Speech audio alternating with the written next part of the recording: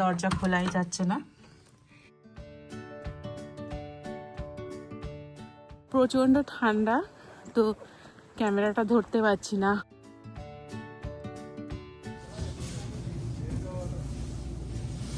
নমস্কার বন্ধুরা, কেমন আছেন সবাই? প্রবাসী বাঙালি চ্যানেলে সকলকে স্বাগত।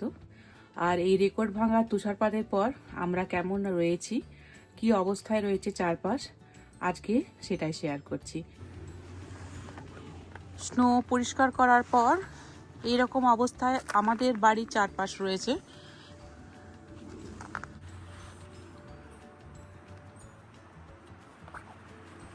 এই হচ্ছে ছাদের অবস্থা। আর আজকে প্রচুর সানলাইট বেরিয়েছে, তো তার জন্য দেখতে তো দুর্দান্ত লাগছে চারপাশ, কিন্তু প্রচুর ঠান্ডা রয়েছে। আপনাদেরকে আরেকটা জিনিস দেখাচ্ছি যে এই সময়ে, এত ঠান্ডার সময়ে পশু পাখিগুলো কতটা কষ্টে থাকে। এই স্নোয়ের উপরে পায়ের ছাপ দেখতে পাচ্ছেন, এগুলো হচ্ছে খরগোশের পায়ের ছাপ। এই দেখুন, এখানে একটা গর্ত বানিয়েছে, তারপর এইভাবে খাবারের সন্ধানে বেরিয়েছে। তো পাশে খুব বড়গুলো, ওটা আমি পেরিয়ে এলাম, তার জন্য এরকম দাগ হয়েছে, কিন্তু এই জায়গাটা খরগোশে করেছে। তো এই এত ঠান্ডার মধ্যে এই খরগোশগুলো এইভাবে পাথরের নিচে বাসা বেঁধে থাকে, আর এখানে প্রচুর পরিমাণে খরগোশ থাকে, এখানে সেখানে ঘুরে বেড়ায়। এইরকম অবস্থা আছে। আর এক বন্ধু ব্ল্যাক আইসের কথা বলছিলেন। এই হচ্ছে ব্ল্যাক আইস। এই পরিষ্কার করার পরে যখন জমে যায়, মানে একটুখানি হয়তো গলেছে, তারপর জমে গেছে, তো এইটার ওপরে পা দিলে কিন্তু পুরো একদম মানে খুব ডেঞ্জারাস হয়ে যায় আর কি। পা পড়লেই পিছলে পড়বো।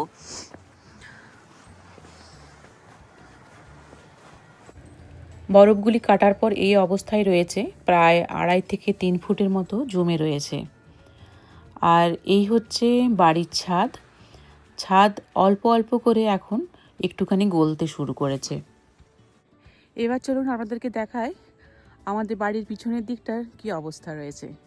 তুষারপাতের পর আমরা কেমন আছি এগুলো দেখলেই বুঝতে পারবেন। পুরো ওপর থেকে এই দেখুন, বরফগুলো গলে গলে আসছে, আর এইভাবে ঝুলে ঝুলে কাঁচের মধ্যে দিয়ে নামছে।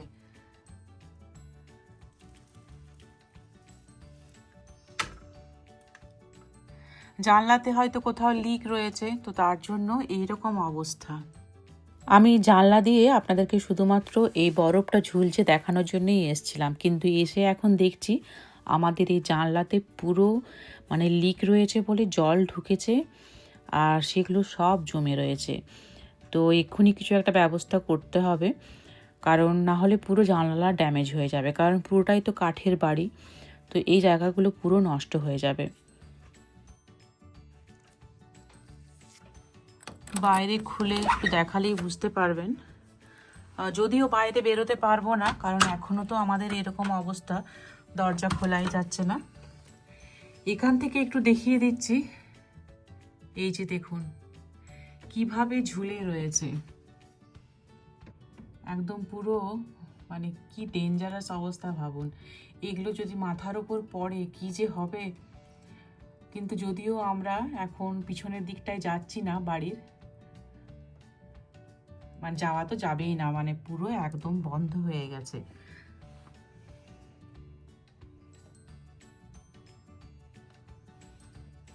যাই হোক, এইসব নিয়ে চলতে হয় আমাদেরকে।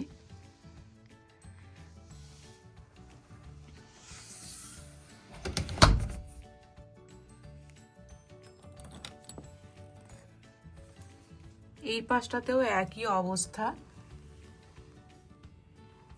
হয়তো প্রায় 2 ফুট বা তারও বেশি বরফ জমে রয়েছে এখনো। আর এটা তো খোলাই যায় না, এখানেই পুরো আটকে যাচ্ছে দরজা।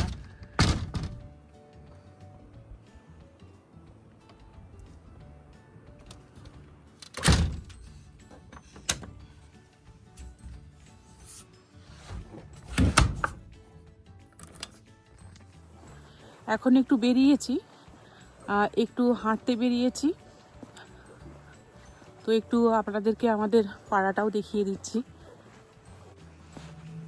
আমাদের পাড়ার রাস্তাগুলি এখনো পর্যন্ত একই অবস্থায় রয়েছে। আজ হয়ে গেল 3 দিন 4 দিন, কারণ প্রচুর স্নোফল হয়েছে।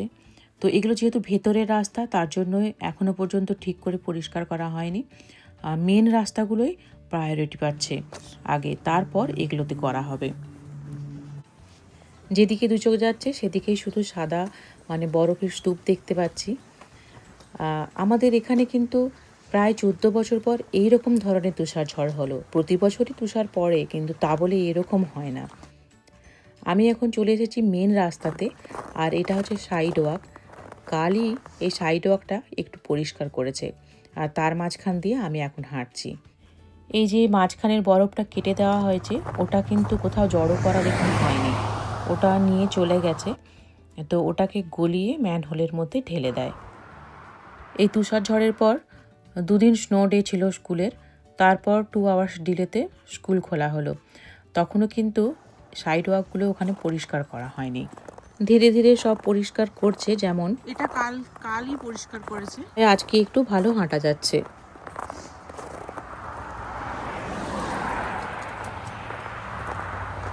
এটা হচ্ছে একটা পার্ক। বসার জায়গাগুলো দেখুন পুরো একদম স্নোতে ভরে গেছে, আর তার পিছন দিকেই রয়েছে একটা লেক। এখানে বোটিংও করা হয়, সুইমিংও করা হয় গরমের সময়। খুব সাবধানে মানে চলতে হচ্ছে, তার কারণ একটুখানি এখানটা হাঁটার জন্য হয়তো মানুষজন পেরিয়েছে, তার জন্য এরকম হয়ে গেছে।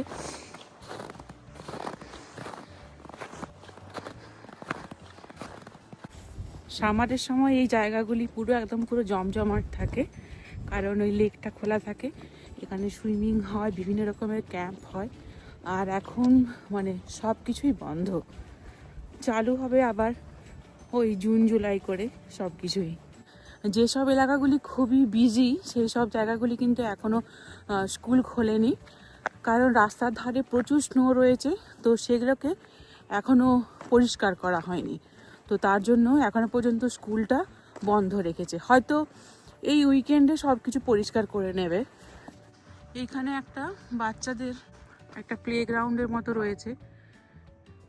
কি অবস্থা, এখন পুরো একদম বরফে ঢাকা রয়েছে, মানে চারদিক পুরো নিস্তব্ধ নিঝুম।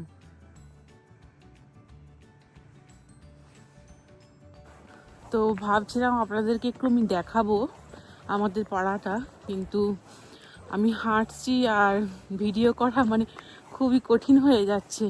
প্রচণ্ড ঠান্ডা, তো ক্যামেরাটা ধরতে পারছি না, হাত পুরো একদম ফ্রিজ হয়ে যাচ্ছে। তাই যতটুকু পারছি ততটুকুই দেখাচ্ছি। বাড়িতে এসে এখন আবার বেরোচ্ছি একটু, এখন চলে যাচ্ছি একটু গ্রসারি করতে, কারণ স্নোফল হওয়ার পর থেকে আমাদের আর বাজারে যাওয়া হয়নি।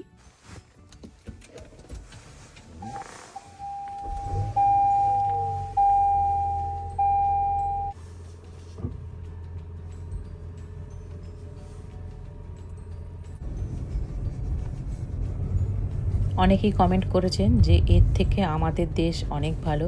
একদম ঠিক বলেছেন, এখানকার ঠান্ডাটা সত্যিই খুব কষ্টকর, আর আমাদের দেশের ঠান্ডাটাতে প্রচুর এনজয় করা যায়। এই জায়গাগুলো খুব মারাত্মক হয়ে আছে, টার্ন নেওয়ার সময় দেখতেই পাওয়া যাচ্ছে না, এরকম অবস্থা, এতটা উঁচু হয়ে আছে। এখন আমি ইন্ডিয়ান স্টোরেই যাচ্ছি, আর দেখা যাক সবজি টবজি পাই কিনা কিছু, কারণ এত বড় দুর্যোগের পর কারণ ট্রাক আটকে যায়। এমনিতেই শীতকালে আমাদের এখানে খুব একটা ভালো সবজি পাওয়া যায় না। দেশে যেরকম শীতকালে মানে সব থেকে বেশি ভালো সবজি পাওয়া যায়, আমাদের এখানে পাওয়া যায় না, কারণ বুঝতে পারছেন এত ঠান্ডা, আর তারপর মাঝে মাঝে এরকম দুর্যোগ চলতেই থাকে। এখন এই স্কুল বাসগুলি সব আসতে শুরু করেছে ছুটির সময়। এখানে যখন স্কুল বাস দাঁড়ায়, রেড লাইটটা ফ্ল্যাশ করে, তখন তাকে ক্রস করে যাওয়া যায় না। রেড লাইট বন্ধ হবে, তারপর আমরা যেতে পারি।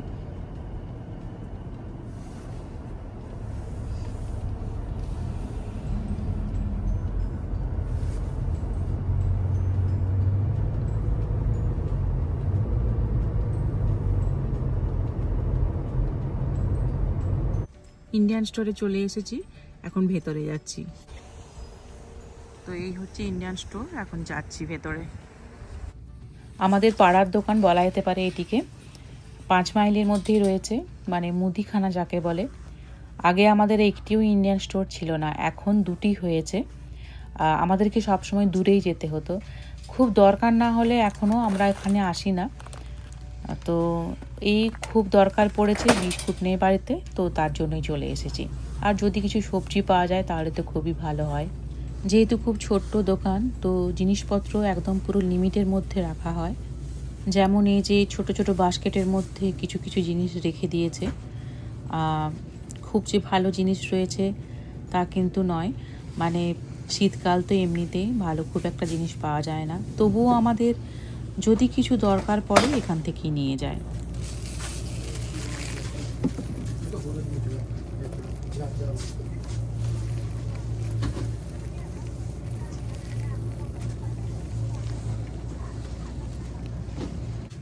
স্কোয়াশও রয়েছে, আমি কখনো স্কোয়াশ ট্রাই করিনি, আপনারা করলে কমেন্টে অবশ্যই জানাবেন কেমন, তাহলে জানতে পারবো। সবজি খুব একটা ভালো নেই, তো আমি এবার বিল করে বেরিয়ে যাব। ইন্ডিয়ান স্টোরে ওরা নিজেরাই বলছিল যে ট্রাক আসেনি, তার জন্য সেরকম ভালো সবজি নেই, তো খুব একটা ভালো কিছু পাইনি। একটুখানি ওই লাউ আর একটু ধনেপাতা আর একটু বিস্কুট নিয়ে এলাম। উইকেন্ডে আবার বেরোতে হবে, তো এখন আমি বাড়ি ফিরে যাচ্ছি। আপনাদের আজকের ভিডিও কেমন লাগলো কমেন্টে অবশ্যই জানাবেন, আর ভালো লাগলে ভিডিওটি লাইক করবেন, শেয়ার করবেন। দেখা হচ্ছে পরের ভিডিও নিয়ে।